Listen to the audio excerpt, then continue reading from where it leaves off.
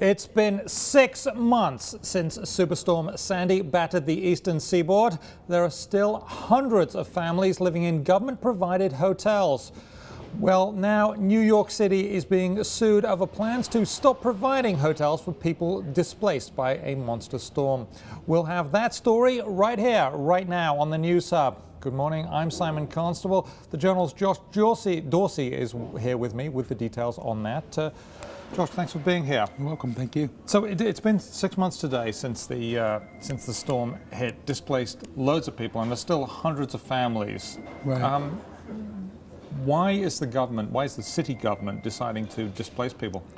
The city government says it's been 6 months and ending the program eventually is inevitable. I mean, the program has cost $40 million to the city, and the city says it has taken a host of efforts to help these people find apartments or find permanent housing, but at this point it cannot continue to pay for their hotels. Okay, and now they're being sued. That's the real news here. The government's being sued, and so there's an injunction, right? Right. The Legal Aid Society here in New York is representing 5 of the plaintiffs who are living in the hotels and is suing to continue letting them stay in the hotels until the city can secure permanent housing. In the lawsuit, they say the city has not done enough, has not shown them appropriate apartments, has not, helped them in the ways it promised to.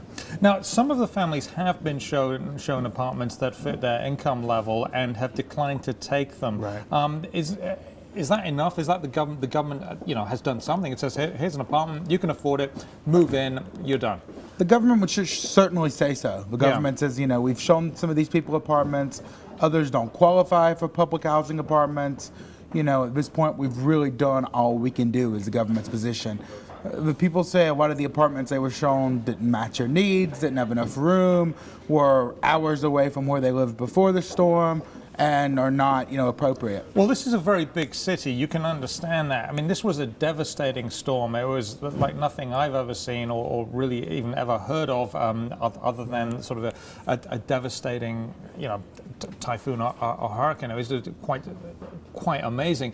Can't the government sort of say, look, hey, we know this has been, awful. We'll give you a bit more time. Well, that's certainly what the lawsuit wants the government to do, and the injunction from the judge shows that they may have to do that unless they prove otherwise.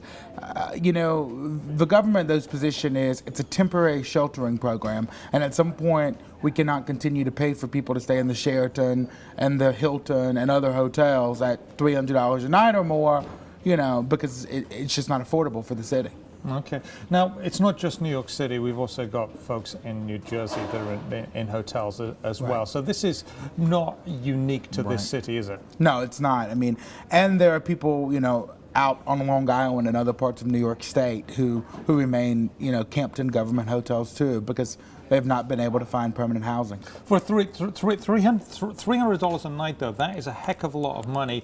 And, we're talking, even an expensive place would be much cheaper than that if it was an apartment, right? Well, the lawsuit's contention is if we stop paying for these people's, if we don't get them a permanent housing, they may end up in the homeless shelter, which will be even more expensive for the city. So it behooves the city to help them find something that matches. Okay, thank you very much, Josh Dawsey. We will be following that story. Check that out on WSJ.com.